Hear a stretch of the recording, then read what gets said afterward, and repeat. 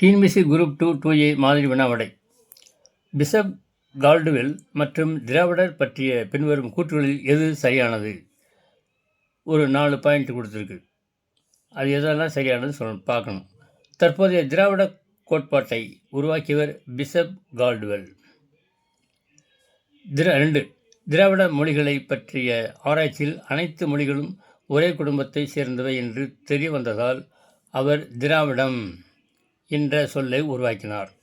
3வது point, Kumarila butter எழுதிய தந்திர வார்த்திகா என்ற நூலில் திராவிடம் என்ற சமஸ்கிருத சொல்லை பயன்படுத்தியதன் அடிப்படையில் திராவிடன் என்ற சொல் உருவாக்கப்பட்டது. 4வது பாயிண்ட், கால்டுவெல் திராவிட இல்லத்தை நிறுவினார். ஏ, இப்போ மேலே 4 பாயிண்ட் கொடுத்துருக்கு. ஏ 1, 2 மட்டும் சரின்னா சரியா? பி 1, 2, 3 மட்டும் சரியா? சி 1, 3, 4 மட்டும் சரியா? டி அனைத்தும் சரியா?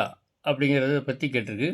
இதில் 1, 2, 3 முதல் 3 பாயிண்ட்டு சரியானது.